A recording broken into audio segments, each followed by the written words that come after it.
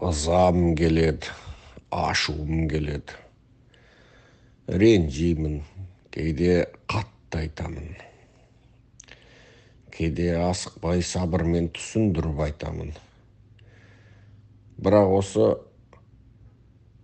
Қытайдан келген мына 500 000 қазақтың дәл осы сәттегі үнсіздігіне, қарекетсіздігіне аң-таң қалам. Адам баласы ақылмен ойлап жетпейтін сондай бір бейғамдық. Құдай-ау, Қытай енді қолын қолқаға салды. Енді не істеу керек? Сенің Қытайдан қорқып отырғаның сол жердегі туысыма тиісіп қоя ма? Алып отырған пенсиямды қиып қоя ма? Төлеп отырған жайлым, төлем қаражатым бермей қоя ма? Ағамның баласы мәнсаптеді, апайымның қызы өкіметтеді, немесе өз балам бүйтіп еді, құдам қалып еді, інім қалып еді, анау қалып еді, мынау қалып еді. Кімнің басында ол жоқ, кімнің туысы жоқ ол жақта.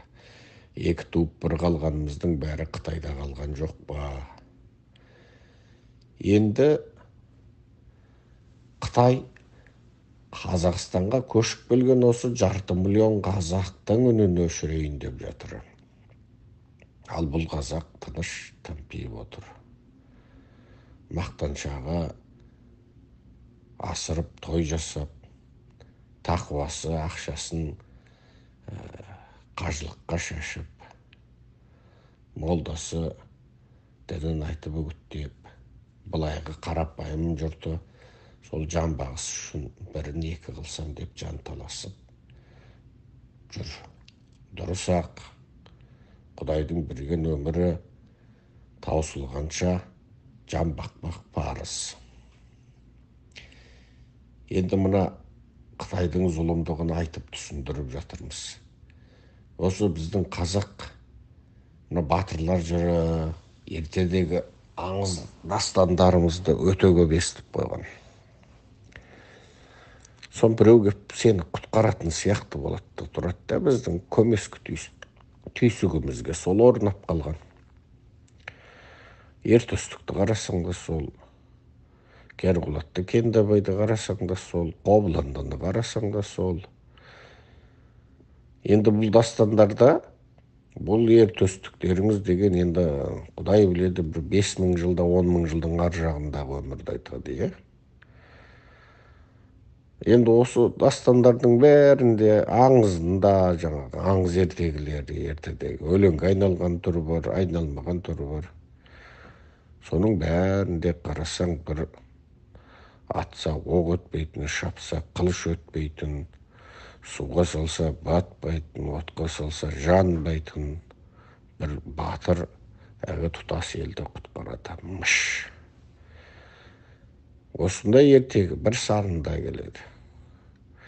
Соны ести біздің санамызда сол анау сәби замандардағы адамдардың әлі енді ақыл-ой жетіліп келе жатқан сол замандардағы сол қияли түйсікке біздің көмескі түйсігіміз әбден бағынып, солай беріліп қойған.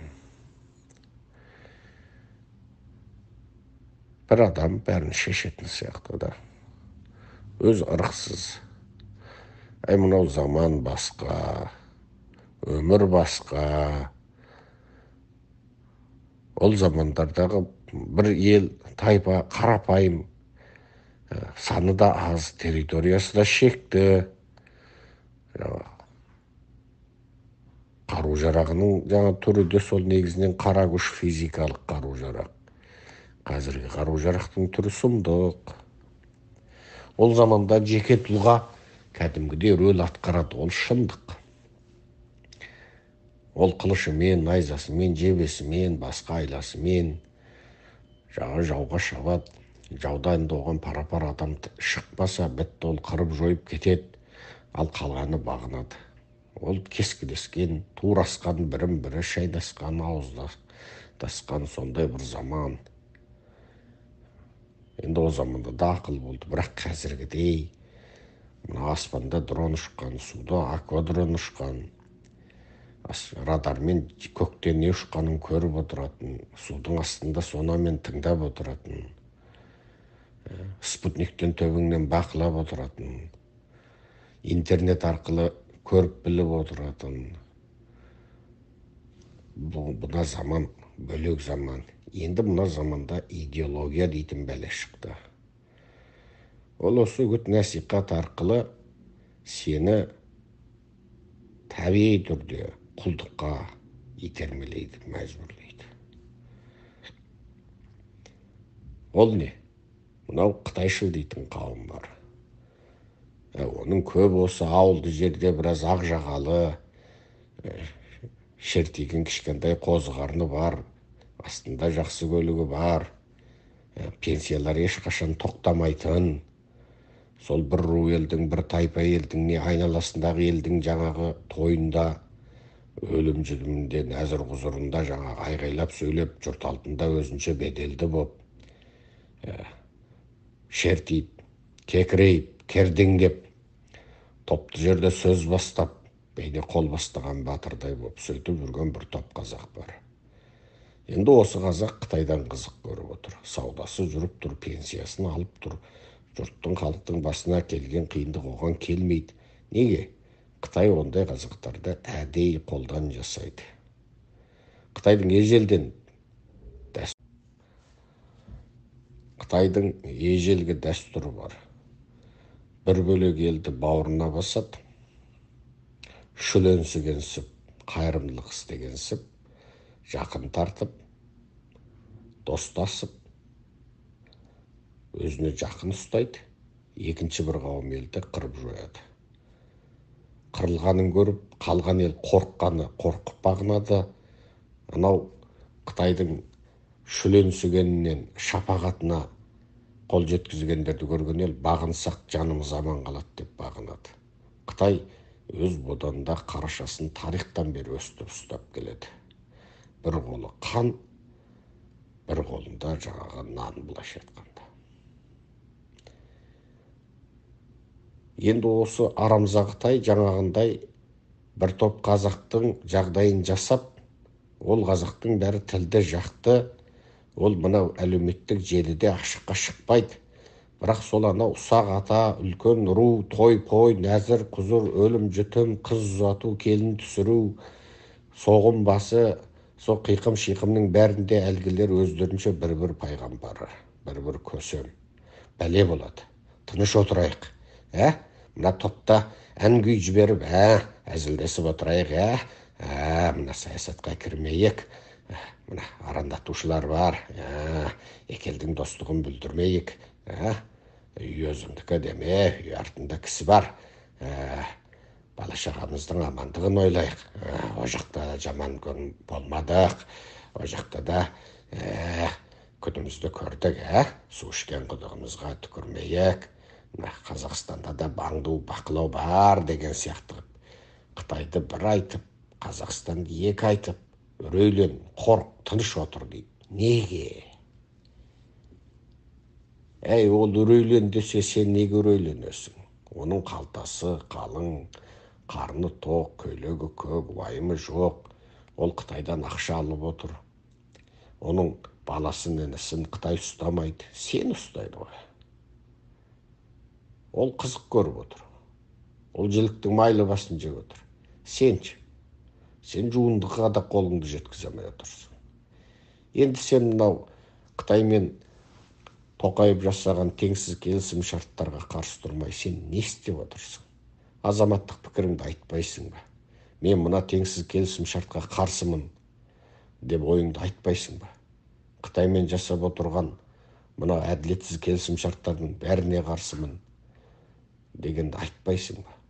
Қос азаматтық деген жала, қос азаматтық деген жоқ. Ол адамдық құқыққа қарсы, адамдық құқықты таптау. Мен оған қарсымын.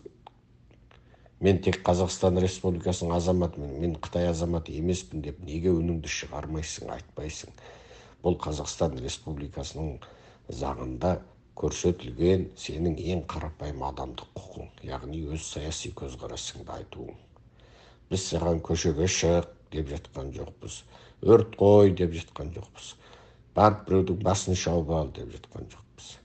Қарапайым қазақ, біз сені отқа айдамаймыз.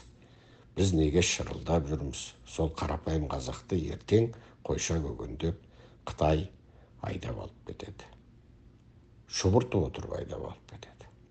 Мына еламан жұрт тынышта, аңқау қазақ, уайымсыз қазақ, майрағайда тайрағай болып жатқанда концлагерді бастады ма? Бастады. Сыпырып, шыңғыртып, айдап, байлап, матап түрмеге тоғытты ма? Тоғытты. Атақты Таңжарық Жолдылының түрме халы өлеңін тыңдаңыздар. Сол түрмедегі қазақ сол Таңжарық Жолдылының түрме халы дастанында айтқан қорлықты көрді. Таңжарық та сол түрмеде 6 жыл қорлық көріп, әбден азап көріп, Қытайдан түрмеден шыққаннан кейін көп өтпей дүниеден озды. Атақты Ақ Дүлемжі, қазақтың рухани ағартушысы, имани шамшырағы Ақ Дүлемжі сол Қытайдың түрмесінде өлді, Үрімжіде. Қазақтың қаншама арыстан ұлдары сол түрмеде жоқ болды, түрме құртты. Атақты Оспан Батырды сол Үрімжіде атты. Енді есептей бер, айтсақ арғы тарих, іленің Найман қызайы, Тарбағатай Алтайдың Найман Керей уағы, мынау іле бетіндегі Албан Суан, Қаңлы Жалайыр, Дулат, Бораталадағы Қыпшақ. Ай, нең қалды сенің Қытайдан көрмеген? Нең қалды? Егер сол Қытай жайлы болса, іледен Әкбар Батыр мен Сейіт Батыр атойлап аттандап бірінші жауға қарсы оқ атар ма еді? Солар осы қазір мыңқиып жаныңды сақтап, мұрныңның ұшынан арғыны көрмей отырған сенен ақыл деді ғой сол Әкбар Батыр мен Сейіт Батыр. Егер Қытай жайлы болса, Елісқан Батыр, Сұлубай Батыр, солар аттандар ма еді? Зұқа Батыр жанын берер ме еді? Оспан Батыр арыстандай атылып алысар ма еді? Сол Қытай жақсы болса, мәдениет зор төңкерісінде бүкіл ұлттың қаймағы атылып, сотталып кетер ме еді? Мәдениет зор төңкерісінің аяқтағанына да сол 80-ші жыл, 40 жылдың алды ғана. Одан кейін біраз қарның тойып, көзіңнен жас кетіп, көкірегіңнен шер тарап, үфтеп қайғыңды ұмыта бастағаныңда мынау Ши Цзиньпин деген сұмырай шықты. Бұл иттің әкесі де қазақтың қолынан жақсылық көрген немеді, қайта айналып қазаққа шапты. Енді Қытайдың қазағы қорыққаннан жан қалады, жан сақтаймыз деп не қылып отырсың? Біз сені қолыңа қару ал деп тұрған жоқпыз. Біз саған көшеге шық деп отырған жоқпыз. Мен мына заңға, мына келісімшартқа қарсымын. Есі дұрыс ел өзінің жеке азаматының жеке ақпаратын шетелге бермейді. Ең қарапайымы, сіздің үйдегі құпиялықты бала шағаңыз көршіге айтпайды ғой. Тіпті туыс туғаныңнан жасыратын құпиялығың болады ғой. Әр отбасының өз құпиясы болады. Тура сол сияқты.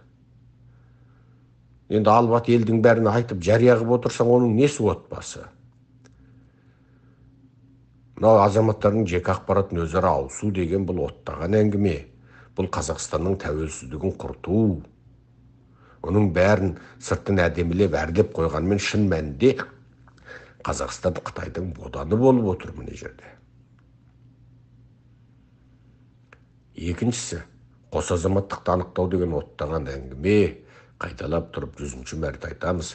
Қытайдың азаматтық туралы заңының 9-ші бабында шетел азаматтығын алған Қытай азаматы, шетелдің азаматтығын алған сәттен бастап Қытай азаматы болып саналмайды. Оның Қытай азаматы деген статусы жойылады дейді. Бітті, болды. Не қылған қос азаматтық? Сен Қазақстанның азаматтығын аларда нотариалды түрде мен өз еркіммен Қытай Халық Республикасының азаматтығынан бас тартып, Қазақстан Республикасының азаматтығын қабылдаймын деп жазасың. Болды емес пе? Бұл қос азаматтықты, паспортыңды не Қазақстан тарап алып алмай, не Қытайдың елшілігіне жіберіп, Қытайдың елшілігі қабылдамай, сөйтіп саған осы жаланы жабуға анау ертеден дайындалған дүние. Енді қылмыскерлерді өзара ауысу дейді. Біттің емес па? Ал сені Қытай қылмыскер дейді. Біреуіңді педофил, біреуіңді кісі зорлады, біреуіңді кемпір зорлады деп, біреуіңді мал ұрлады деп алып кетеді ертең. Кредиті бар екен $1 миллион, қайтармай қашып жүріпті деп қояды. Ол жаланы кезінде маған да жапқан. Мен тұтқындалғанда Қытайдың сыртқы істер министрі бұл Қытайдан зор көлемде қарыз алып төлемей кетіп қалған дейді. Мені 6-7 мәрте сұратқан 17-ші жылдың өзінде. Ал сол кезде Назарбаев Қытаймен өзара адам ауысу туралы келісімі жоқ болатын. Ал Назарбаев істемеген сұмдықты мына Тоқаев істеп отыр. Енді халық сен неңе қарап отырсың? Сенің шырылдап кеудеңді отқа төсеп, отқа секіріп жүріп құтқарған Қытайдағы туысыңды енді сенің үніңді өшіргеннен кейін осы 5 миллион қазақтан 5 қазақ тірі қала ма, қалмай ма? Қазақстандағы 500 миллион қазақ, Қытайдағы 5 миллион қазақтың сұраушысы, жоқтаушысы, іздеушісі еді, қалқан еді, қорған еді. Осы 500 миллион қазақ арызданып Қытайдың геноцидін халықараға әшкерлеп тоқтатуға бірінші себеп болып еді. Мына қазақты Қытайда шыңғыртып қинасам, қойша көгендесем, ана жердегі туысы бауыры шырылдайды екен деп Қытай қазақтан қолын тартты. Егер сол кезде сол қазақтар жоқшы, іздеуші, қорған болмаса, Қытайда осы кезде қазақ қалмас еді. Бұл сұмдық келген апат еді. Енді осы қорған болған қамқоршы қазақтың, сұраушы, жоқшы қазақтың үнін өшірейін деп отыр. Ал сенің үніңді өшіргеннен кейін бітті, ол жердегі қазақ жоқ болады. Сені мына жерден қазақтың сатқын билігінің қолымен сені көгендеп матап құртайын деп отыр. Енді мына қазақ, сен нені күтіп отырсың? Ертөстікті күтіп отырсың ба? Қабанбай батыр қайта айналып тіріліп келе ме? Жәнібек батыр қайта айналып тіріліп келе ме?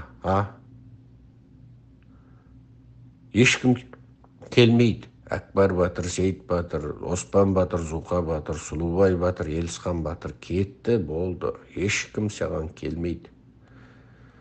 Сен мына заманда, мына халықаралық медианың назарын аудару керексің. Әрбір қарапайым малшы, диқан, егінші, саудагер, аспазшы, лағманшы, самсашы қазақ, қойшы, сиыршы қазақ, түйеші қазақ, егінші қазақ, жалдамалы жұмысшы қазақ, сен айт. Мен мына келісім шарттарға қарсымын де. Болды, бітті, видео жарияла. Ол сенің заңда көрсетілген құқығың ол сенің. Ол үшін сенің барып басыңды шаппайды. Сосын халықаралық медиада жариялайсың оны. Тіпті біздің атажұрттан қорқсаң, албат өз бетіңе Фейсбукте жарияла, албат өз бетіңе Инстаграмда жарияла. ЭГО өкіметіне қат түсір, Қазақстан азаматы ретінде электрондық үкіметке. WhatsApp'та тарат.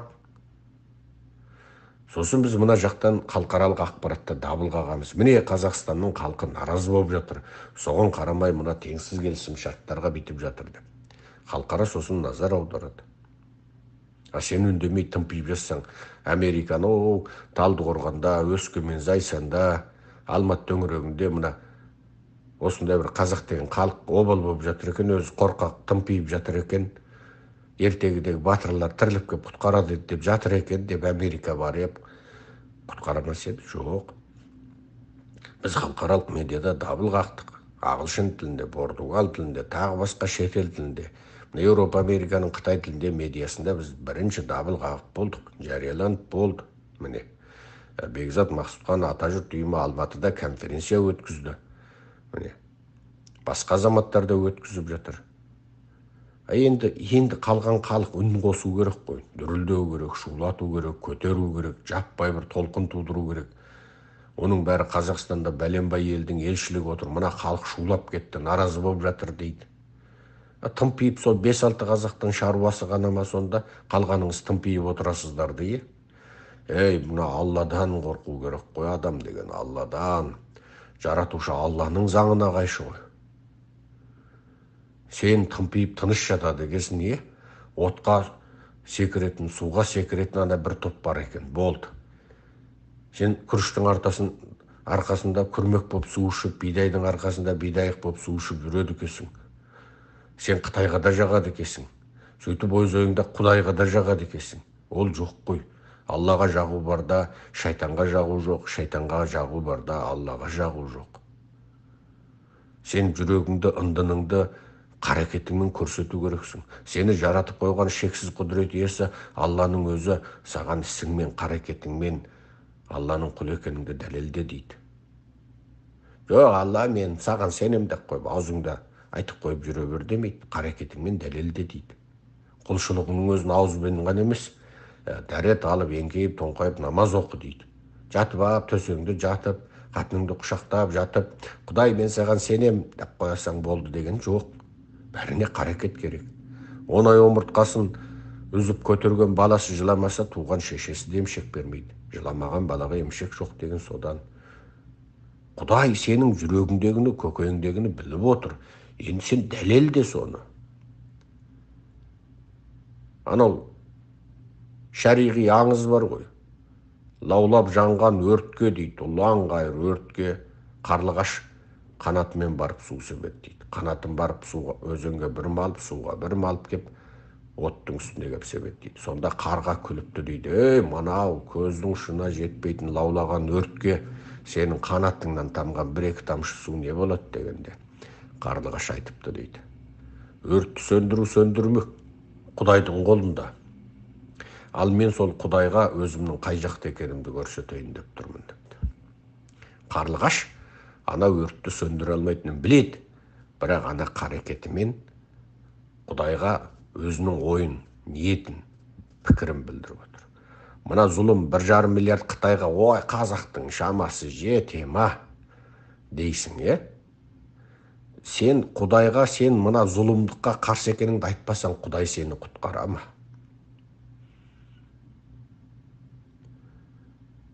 Ойланшы қазағым. Мына Қытай қазағының үнсіздігі, ол өз басыңа зиян.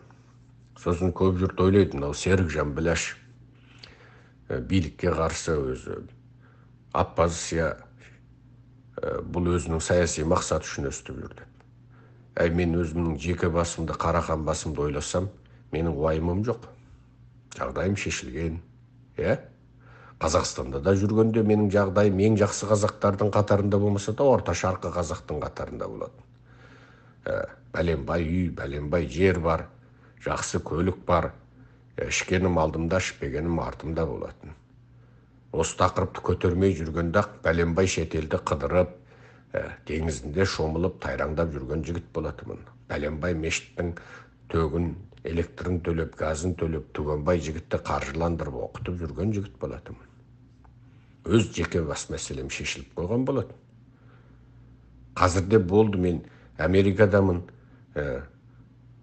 нем бар енді, қалған қазақ не болса о болсын, мен жемеген қарым боғымен пыссын, ол түйеде менің жүгім жоқ десем, мен жүре беретін едім, қаулайлым деп. Осы халқым, қазағым оянсын деп, осы қазақтың табанына кірген шөгір менің маңдайыма кірсін деп. Шешем мені ұл деп тапты ғой деп. Міне сол алдыңғы ата-бабадан қалған рухты жалғастырып, елге, халыққа титтей болса да бір пайдамыз тие ме деп осы күресте жүрміз. Жеке басымызды ойласақ, біз де қоятын едік. Қазір міне шетелде жүрміз. Қазақстанды сағындық, 20 жыл тұрған Алматымды сағындым. Күнде думан, күнде той. Сенбі, жұма, сенбі, жексенбіде деген той деген кезекке тұрып қалады. Майрағайда тайрағай өмір еді ол. Майрағайда тайрағай. Міне қазір жат ел, жат жерде жүрміз. Не үшін? Қазақ үшін жүрміз. Енді осы әрбір қарапайым қазақ, кеудесінде жаны бар қазақ ойлансын. Өзің үшін, ұрпағың үшін, ұлың, қызың үшін, немере шөберең үшін. Көп болып жұмылмай, жалғыз ештеңе өнбейді. Бұл әрбірден кейін сол сенің сол өзің күйттеп отырған ана қарақан қара басың үшін керек. басқа үшін емес, өзің үшін керек. Өзің үшін ойланбасаң қиын. Жақсы, аман болайық. Құрметпен, Серікжан Біләшұлы.